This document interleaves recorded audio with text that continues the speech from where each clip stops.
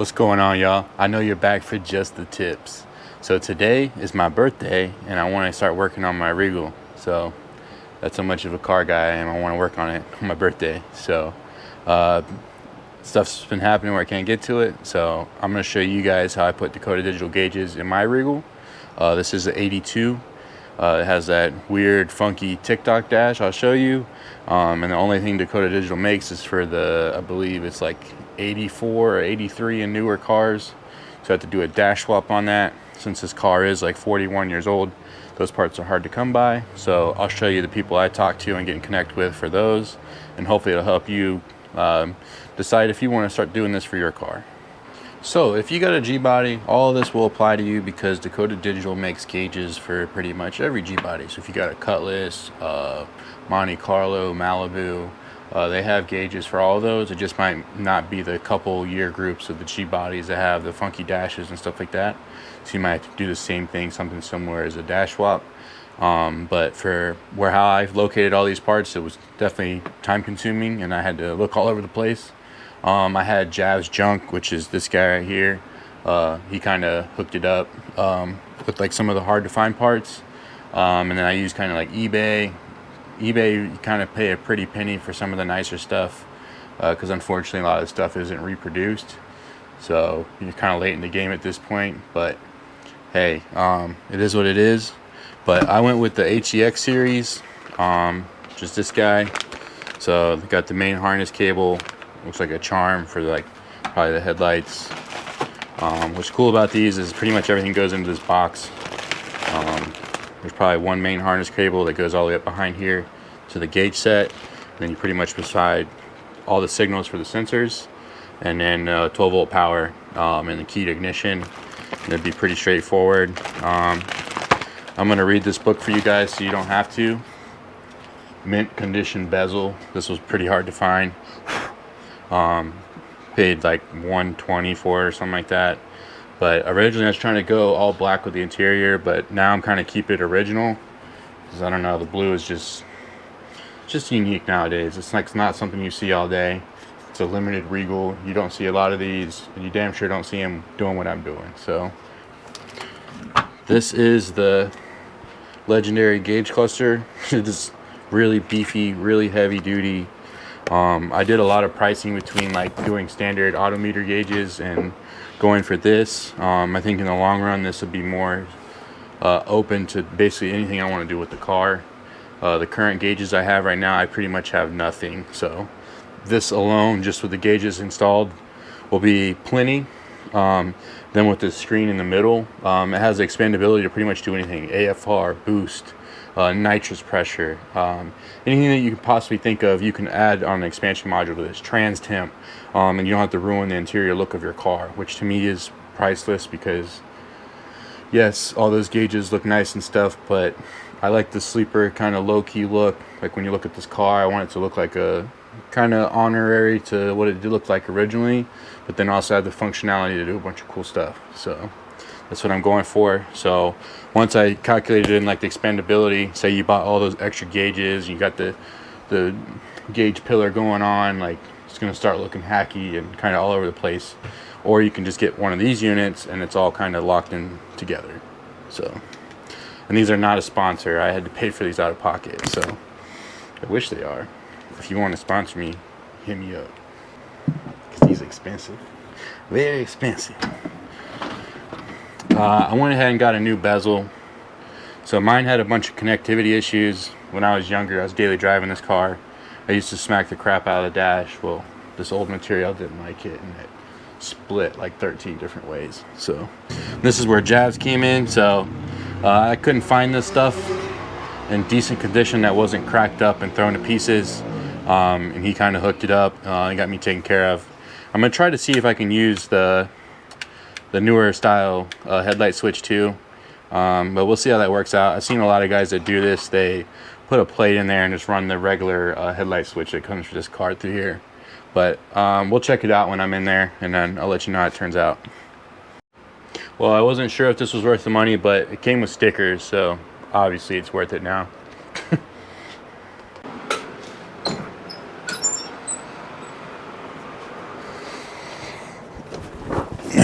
So, in true fashion, I went and read all the instructions while I used the bathroom. Seemed pretty straightforward to actually put them in. The hardest part is probably me wiring them up. Probably some of the best instructions I've read in a while. Most of the time it's just like figured out. But yeah, let's get it. So just to show y'all what I was working with, we got fuel, 85 mile an hour speedometer, you know, race car shit. Clock, in case I forget what time it is, you know. Thing's pretty sweet.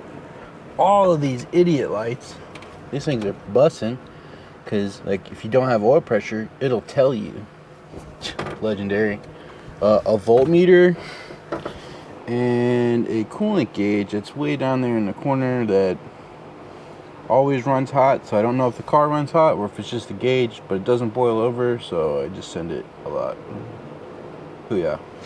Oh yeah. So that new bezel, get rid of this. Then I made it short about putting this new little dash in here, but so far that thing's pretty sweet.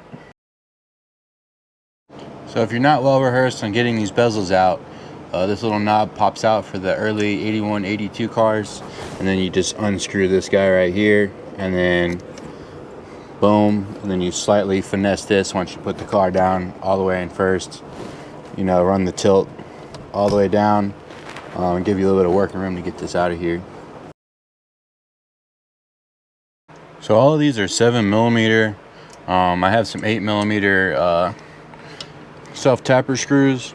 So the plug for the printed circuit boards over here on this corner.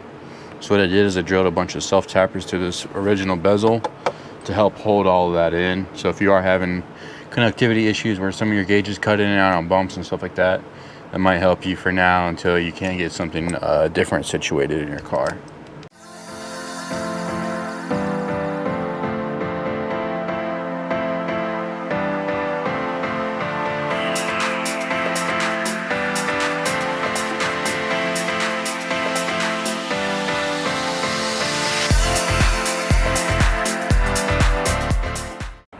Alright, so we ordered some parts to try to swap this guy to the newer dash. I do need another vent. I haven't been able to track one down, but at this point I'll worry about it another day.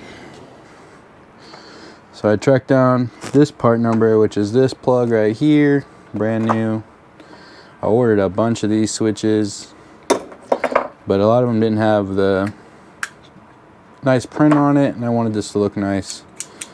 So I ordered one of these that came with the plug on it, which wasn't the right switch for the application. And then I ordered 2 NOS parts. So this is the part numbers. I thought these were cool. So these are the good stuff, not the new junk. And then I found a YouTube video off of one of my Facebook groups, and one of them will tells me how to wire all these switches up, because I ordered some wiring diagrams and none of them came in. It's been like a couple months actually, and I have given up. So I'm resorting to other resources.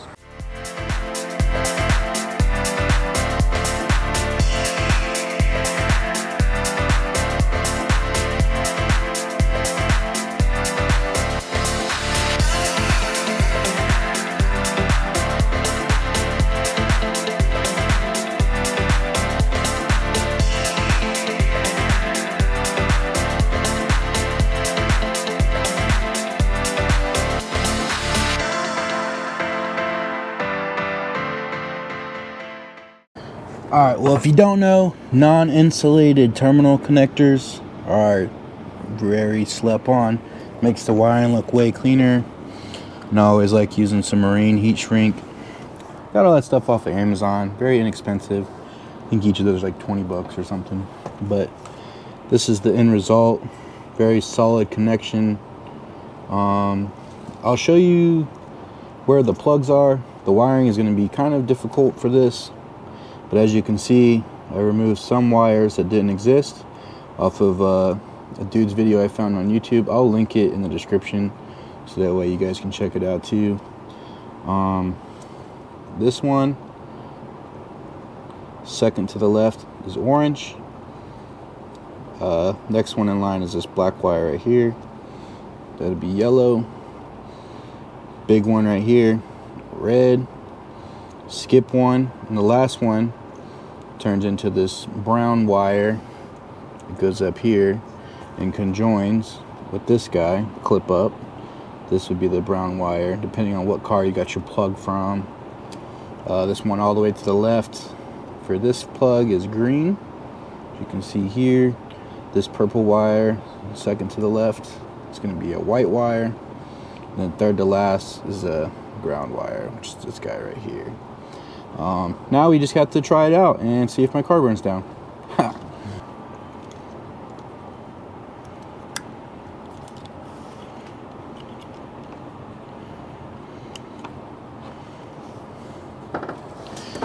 Always remember, disconnect the battery, negative first, and go plug it back in. Well, no smoke yet. No heat. Uh-oh. Got some action. Say that was a big success. Got just the parking lights on right now. Sweet.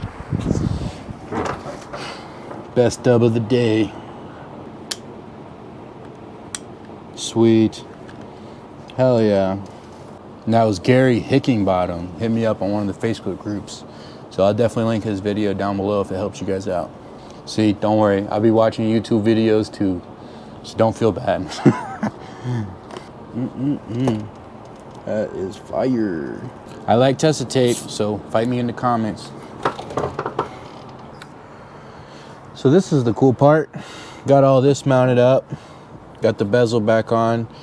So a lot of my chore was just trying to swap the dash, but realistically, if you already have this dash, you should be living the easy life. So I've been struggling to find a place to mount this to where I don't hate it. I really was wanting to mount it like back here, but I just don't think there's gonna be enough room. So I think the best option is gonna be like right here under the dash. I don't love it. Might have to find a spot for it to pop up in here or something like that. But not in love with it. Oh snap. For the alarm, I just put it right up in here, but this almost feels unreal. I've been dreaming about putting these in since I got the car. It's been kind of out of touch, so this is a big accomplishment. All I did was I ran out of factory screws because I used them all in the bezel to make sure they were all nice. Make sure you're nice and gentle with this stuff. You got to realize it's old, it's plastic, so don't go cranking on it. Just go until it's nice and firm. Otherwise you will break this stuff. But I just put 4 Phillips stainless screws in here to hold these in, and it looks really nice. Everything's really solid. I'm really excited to see these fire up. Ooh boy. Long time coming for this one. The headlight switch works, that's amazing. Watching dreams come true is amazing. Man. Ooh-wee. Let's go. All right, I saved y'all the agony of waiting for me to do all this wiring, so I'm just gonna walk you through everything.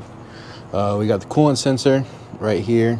Pretty straightforward, just screw it in, plug it in, and run the wire to the box. For the oil fitting, I had to put a 90 degree on there. It's just 3/8 MPT. And then you can run it right through here. I took the old grommet off of the manual speedometer cable and used that as the nice grommet so I don't have to cut any holes in the firewall. And then I ran a wire directly down where the manual speedometer cable goes down to the transmission. I did remove all of the factory cruise control stuff. That cleaned up a lot of the wiring in here. So these should be everything you need to know. All right, that's where the hot pink up top. Let me see y'all, make sure y'all can see this. Hot pink up top goes right to fuel. Down here, hot pink with black, ignition power, orange 12 volt constant, black ground.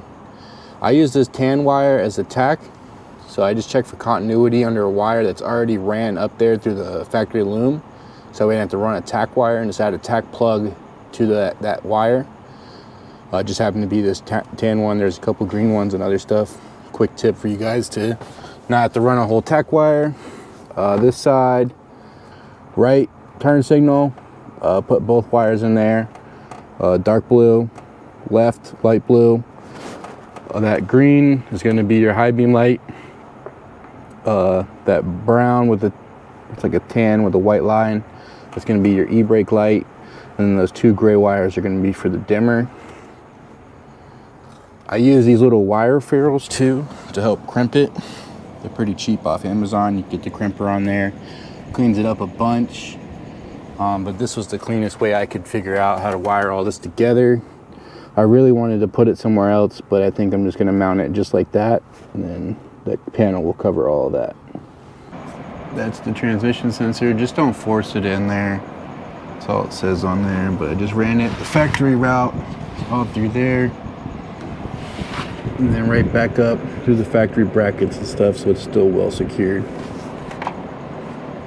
And all of these spare wires, the ones I didn't use, these pink and black ones are hot when the key is on. I just capped them off so that way we don't have any fuse blown or any shorts going on. But let me go ahead and hook up this battery and wish me luck. No nerves. Let's see if this thing burns to the ground or not.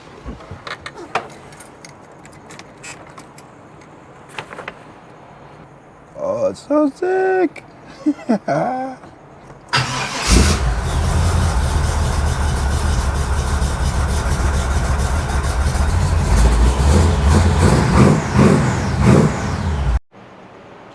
So I play around with some settings, got the colors all cool, but this really is just like a dream come true. Still feels, you know, not real.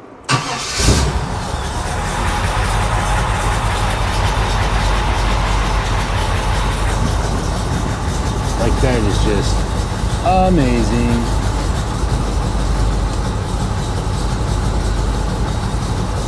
Ah, it's so clean. Everything worked first time too, which is crazy. That everything just wired it, no issues. Calibration was really straightforward. The instructions are really easy to use, but all in all, I mean, cleaned up the wiring a lot, which I wasn't in love with, you know, and just, I don't know. I've always wanted a set of these, and I got it. I just can't wait to go drive it. But yeah, real dreams come true here. Big shout out to Gary off Facebook, because without him, this probably took a lot longer. I was waiting on wire diagrams that never came in. They actually on back order. I had somebody that wouldn't even ship stuff. I got stuff coming from Canada now, but his video helped me out a ton. Definitely make sure y'all go check it out, show him some support. But if you like this kind of content, make sure you like, comment, subscribe. That's the best way to say thank you. Take care. Peace.